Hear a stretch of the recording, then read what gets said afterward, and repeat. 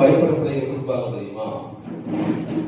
அதே சங்கீதம் 22:23 வாசிங்க. கர்த்தருக்கு பயப்படுகிறவர்களே என்ன செய்யணுமா? அவரை துதிப்பார்கள். அல்லேலூயா சொல்லுங்க. அல்லேலூயா. முதல்ல பார்த்தோம், கர்த்தருக்கு நீங்க பயந்தீங்கன்னா உங்க வாழ்க்கை நல்ல கனி வெளிப்படும். கசப்பான கனி வெளிப்படாது. நல்ல வார்த்தைகளை பேசுவீங்க. குற்றப்படுத்தி யாரும் பேச மாட்டீங்க. தேவனுக்கு பிரியமான வார்த்தைகளை பேசுவீங்க. இரண்டாவது சொல்ற இயேசு நாமத்தினால கர்த்தருக்கு பயப்பட பிள்ளை குடும்பத்துல தேவ துதி காணப்படும். ஆமென். அல்லேலூயா. தேவனை துதிக்க ஆரம்பிச்சிருவீங்க. தேவனை புகழ ஆரம்பிச்சிருவீங்க. தேவனை மகிமைப்படுத்த ஆரம்பிச்சிருவீங்க. ஆமென். ஆமென் சொல்லுங்க.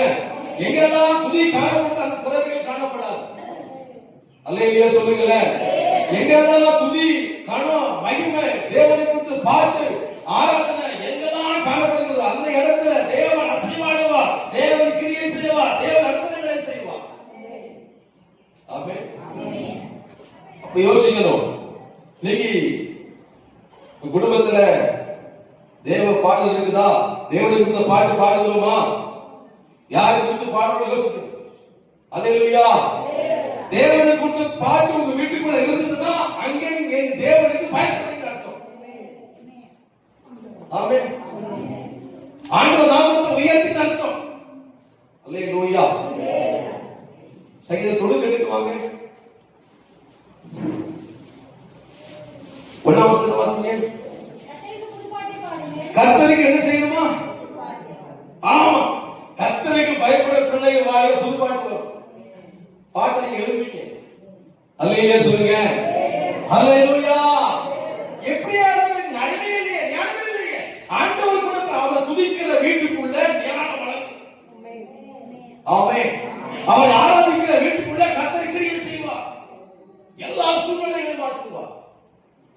ஏன் இன்னைக்கு அற்புதம் நடக்கல? ஏன் அதிசயம் கண்களை பார்க்க முடியல அப்படின்னா அங்க தேவனை குறித்து பாடல் இல்ல, மற்ற பாடல் வீட்டுக்குள்ள இருக்குது. ஆமென். தேவனை குறித்த பாட்டு இருக்கணும், உலகத்தை குறித்த பாட்டு இருக்கக்கூடாது. அல்லேலூயா சொல்லுங்க. எல்லாம் கவனிங்க, எல்லாம் கவனிங்க. ஆமென் சொல்லுங்க. அல்லேலூயா. வாசிங்க வாசிங்க. கர்த்தருக்கு புது பாட்டை பாடுங்கள்.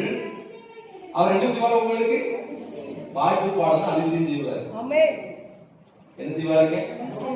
ஏன்னா அதிசயமானவர் நீங்க தானே, ஆலோசனை கர்த்தர் நீங்க தானே. சொல்லுங்க. அதிசயமானவர் நீங்க தானே, ஆலோசனை கர்த்தர் நீங்க